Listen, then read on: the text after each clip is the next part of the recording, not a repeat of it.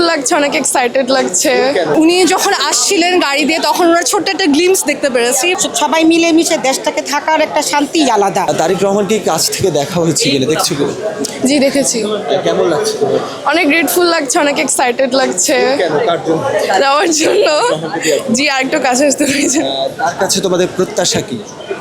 যেন যেহেতু আমরা দেখছি যে আমাদের কান্ট্রিতে, নট জাস্ট আমাদের কান্ট্রি, পুরো দুনিয়াতে নারীদের অনেক প্রবলেমস হয়, হ্যারাসমেন্ট বা নারীরা কি করবে না করবে, আর নারীরা কি করতে পারবে, নারীদের ব্যাপারে অনেক কথা বলা হয়। আর ডেফিনেটলি অনেক ডাবল স্ট্যান্ডার্ডস দেখি, যেমন যেগুলো ছেলেরা করতে পারে এগুলো অনেকের সময় মেয়েরা করতে পারে না।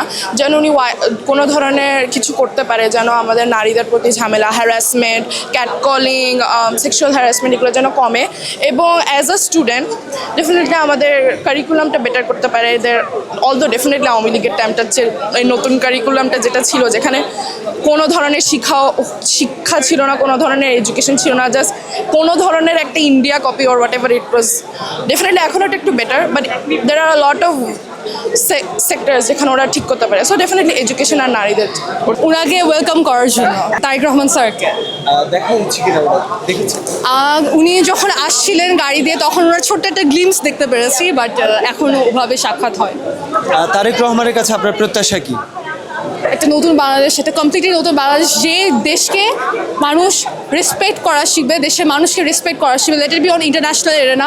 আমরা নিজের দেশের মানুষকে নিজেরা রেসপেক্ট করি না, আমরা ইন্টারন্যাশনালে তো আমরা এক্সপেক্টও করতে পারি না।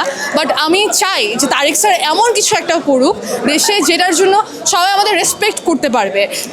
কেউ এসে এটা ভাবে না যে আচ্ছা এই দেশটা তো একটু ওদের এডুকেশনাল সিস্টেমে হয়তো বা একটু লো, বা সব সাইডে ওরা যেটা ওদের গভর্নমেন্টটা, যে ওরাই গভর্নমেন্ট, যেমন আমরা আগে দেখে এসেছি যে গভর্নমেন্টই চায় যাতে দেশকে আমরা বিক্রি করে দেই, দেশকে বিকে দিতে চাচ্ছে। এমন যাতে কখনোই না হয়।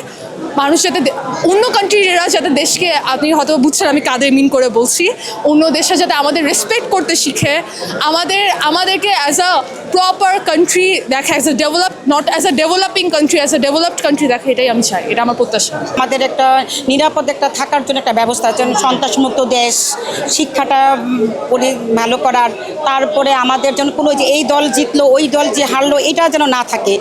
সবাই মিলেমিশে দেশটাকে থাকার একটা শান্তি আলাদা। সবাই মিলেমিশে গড়বে, সবাই মিলেমিশে দেখবো আমরা, ওইটাই তো আমাদের শান্তি। অনেক বছর পরই বিএনপি এসেছে, এবার আমরা দেখতে পারবো যে সে একবার একটা ন্যায্য ইলেকশনে। খুবই ভালো লাগছে, আমাদের এডুকেশন সিস্টেমও অনেক ডেভেলপ হবে আগে থেকে। সো